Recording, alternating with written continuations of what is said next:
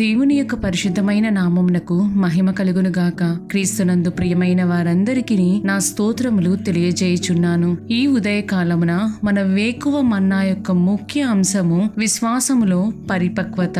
దీని ధ్యానార్థమై మనము యోబు గ్రంథము 40వ అధ్యాయము 7వ వచనము వైపు మన పరిశుద్ధ గ్రంథమును త్రిప్పెదముగాక.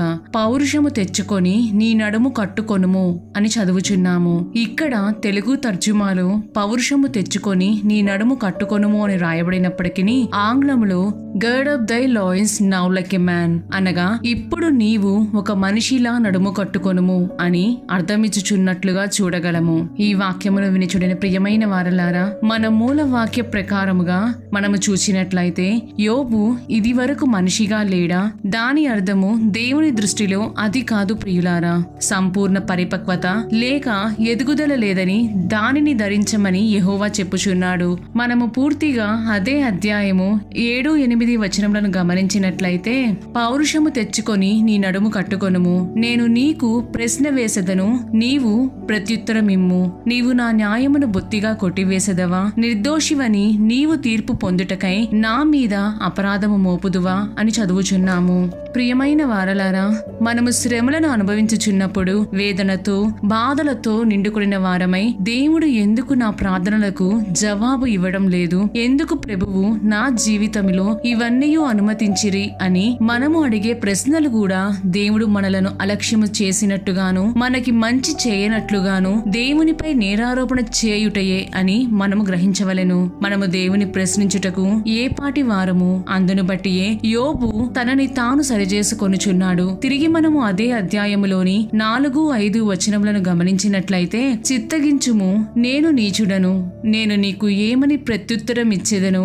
నా నోటి మీద నా చేతిని ఉంచుకొందును. ఒక మారు మాటలాడి తిని నేను మరలా నోరెత్తను, 2 సార్లు మాటలాడి తిని ఇకను నోరెత్తను అని చదువుచున్నాము. ఈ విధముగా యోబు తనని తాను యెహోవా ఎదుట సరిచేసుకొనెను. ప్రియమైన దేవుని బిడ్డ, యోబు జీవితంలో సమస్తమును ఒక దినమందే కోల్పోయెను. అది ఎంతటి వేదనకరమైన విషయము. తన శరీరము సైతము కుళ్ళిపోయినదిగా పుండ్లతో నిండియుండెను. అందులో నుండి వచ్చు స్రావము వలన మరియు భయంకరమైన వాసన వలన ఎవరును యోబు యొద్దకు సమీపించలేదు కూడా. అదే మనము అయితే కొంచెము శ్రమలకే మనలని మనము దూషించుకొని దేవుని దూషించి ఇక నా బ్రతుకు ఇంతే అని నిట్టూర్పులు విడిచెదము.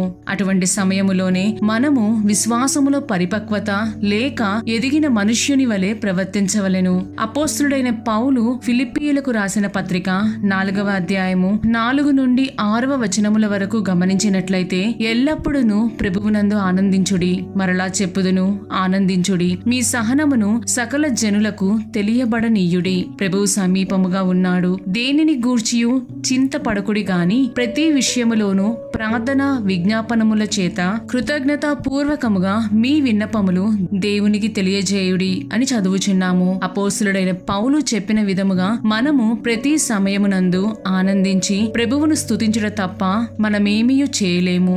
దేవుని స్తుతించి ఆయనలో ఆనందించుట ద్వారా ప్రభువు మన ప్రక్కనే నిలిచి సహాయము చేయుదురు. నీ సమస్యల మార్గములో వెళ్ళుచున్న నీకు ఒక ఆలోచన చెప్పుదురు. ప్రియమైన దేవుని బిడ్డ, ఎవరైనా నిన్ను ఎలా ఉన్నావు అని అడిగినచో నేనా ఏం చెప్పమంటావులే, ఆరోగ్యం సరిగా లేదు, ఇంట్లో చాలని జీతములతో సమాధానము లేక ఏదో అలా ఉన్నా అని చెప్పినట్లయితే నీలో ఆత్మీయ ఎదుగుదల లేనట్లే. నేను దేవుని కృప వలన నడిపించబడుచున్నాను అని నీవు చెప్పినట్లయితే నీవు నీ ఆత్మీయ జీవితములో ఒక ఎదిగిన వ్యక్తిగా ప్రభువు దృష్టి యందు కనబడదువు. నీవు ఆ విధముగా ధైర్యముతో ఇతరుల ఎదుట సాక్ష్యమిచ్చి చూడుము. ప్రభువు నీ జీవితములోనికి ప్రవేశించి నీ పట్ల యుద్ధము చేసి నీకొక గొప్ప జయమును అనుగ్రహించుదురు. మన ఆత్మీయ జీవితములో ప్రభువు మనలను ఒక ఎదిగిన వ్యక్తిగా జీవించుట కొరకే పిలిచిరని ఎల్లప్పుడూ జ్ఞాపకముంచుకొనవలెను. ఆ విధముగా విశ్వాసములో పరిపక్వత కలిగి దేవునికి సాక్షులముగా జీవించుటకు ప్రభువే సహాయము చేయుదురుగాక. దేవుడు మిమ్ములను మరియు మీ కుటుంబములను దీవించి ఆశీర్వదించి నడిపించుదురుగాక. ఆమేన్.